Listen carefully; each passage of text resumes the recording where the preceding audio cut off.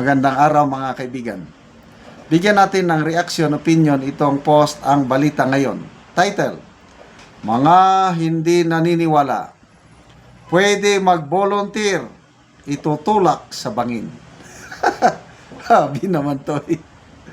Umani ng malawakang reaksyon ang pahayag ni SILG John Vic Remulla matapos lumutang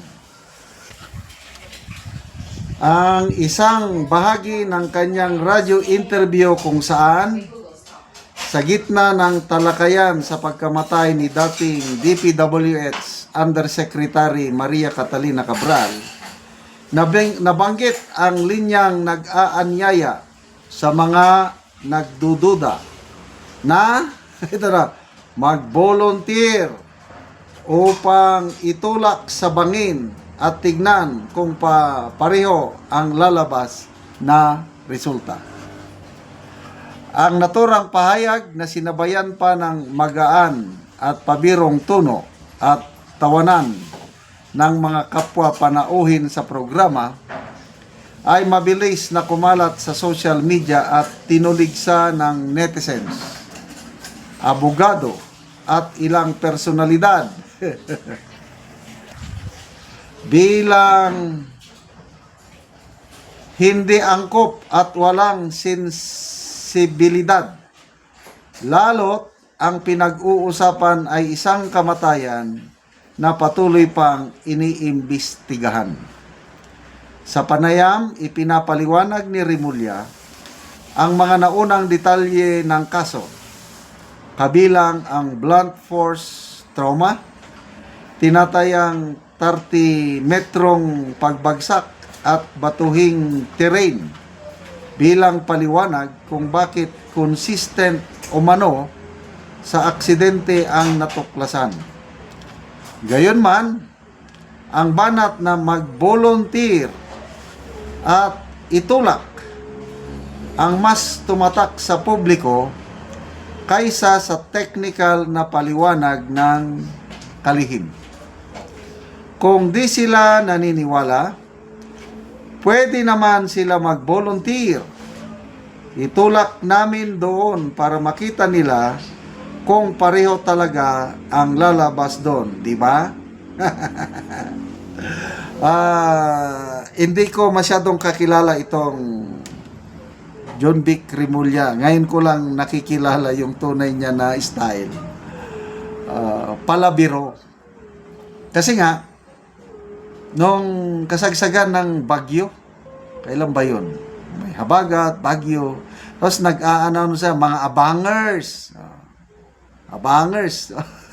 Sa kanyang official Facebook page ng DILG Secretary. Official yan na, hindi private.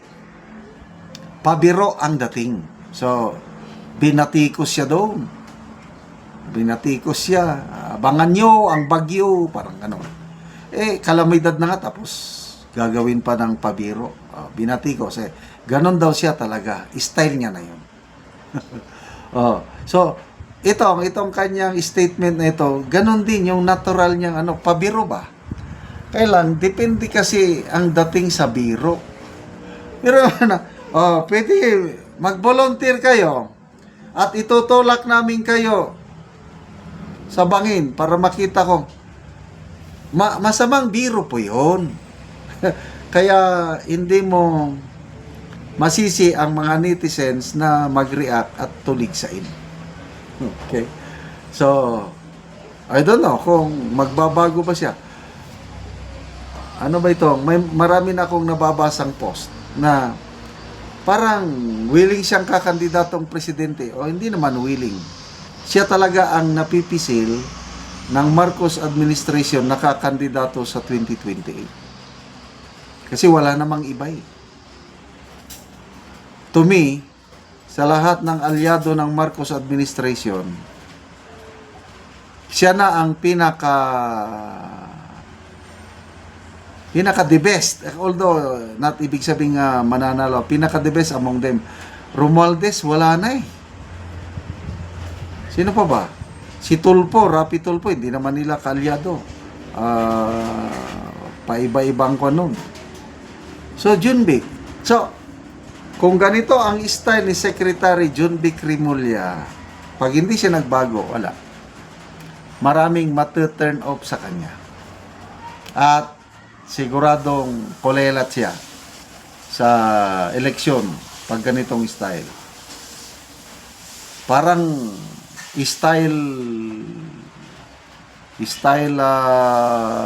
kanto boy yung mga ganyang yung biro na ganyan. Sinong may loko-loko ba na mag-volunteer tapos itulak? Talagang out of place yung ganyang biro. Kaya pag-isipan nila maigi, pag may plano sila sa 2028, dapat maging maingat. Huwag na yung in fairness sa kanya, meron siyang very confident sa sarili.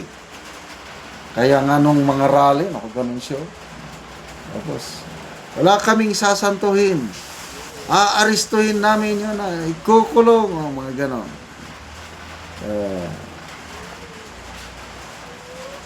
So, ngayon, kumpirmado na yung nahulog na bangkay ay si Yusek Cabral nga. Ang sunod na tanong na lang ngayon is Kuya. aksidente ba talaga o may foul play? Kuya. Ako, personal opinion ko lang imposibleng uupo siya doon kasi nga may fear of heights siya. Sa isang interview 2018 ba yun o 2019, inamin niya phobia siya. Anong klaseng phobia ba yung takot sa mga ganong matataas? Basta takot siya. Kung takot siya, bakit siya uupo doon sa gilid ng kalsada na bangin na 30 meters? Malalim na yan, 30 meters. Kaya, it does not make sense. But anyway, akin lang yun. Hintayin natin ang resulta ng investigasyon kung ano ba talaga. So, yung kanyang mga files, kailan lalabas? Yung sabi ni Congressman Libeste na nandun, listahan ng mga project proponents ng DPWH. Nako, malapit nang maisambulat ang mga kongresista na nagsisingit. Okay, salamat mga kaibigan sa inyong pagsubaybay sa ating channel. Nakakatulong kayo ng malaki sa tribong Talantig ng Bukidnon dahil ang sweldo natin sa channel na ito pantulong sa tribo. Namimigay tayo ng mga libreng yero at pako para makapagpatayo sila ng mas maayos na tahanan. Panoorin yung video nito. Karon mo na niyang matagaan og yero nga si ate. Utang kayo, inabang ka kanay.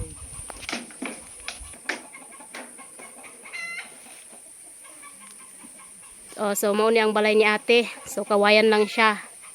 So makita nimo nga natagaan siya og yero. Dako gid akong pasalamat nga nabutan ni atop nga bisag layo ang amua. Dagan sa alamat sa Ginoo.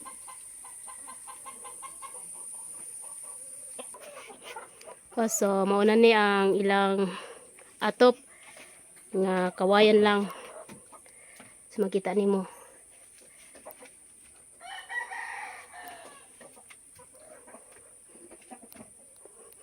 So mao pud ni ang ilang kahimtang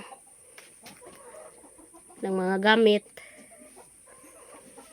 So kawayan ang atop, kawayan pud ang dingding. So ang salog, so luoy kay sila. So karon ate, unsay imong masulti nga natagaan kag yero nga makaatop na gid ka ug mapulihan na ang imong atop nga kawayan. Salamat sa Ginoo kay naabutan mig atop bisag layo mi. Dagang kaayo salamat sa inyo kay na kaatop na gid mi nailisan na among atop nga luoy sad kaayo. Oo. So pila na ni katuig te? 8. Walo na katuig ang balay ni ate. So kawayan lang siya. So na kay anak te? Naa. So nag-eskwela? Upat o isa ra ang gaeskwela. Isa ra. So na ay anak si ate, upat, isa ang nag-eskwela. So pila na day mong edad te? 43. So 43 na ka ate. So nganong kawayan man ang inyong kuante atop? Di manggod ka kahampudan sa among paniguro kay O tungod sa inyong kalisod te, kutobra sa pagkaon ng inyong makwartahan. So panguma lang ang inyong kuante. among Paningkamot. panginabuhi. Oo. So si ate panguma lang ang ilang kuan. Salamat sa Ginoo sa nakatadaw video. Salamat kaayo te. Salamat.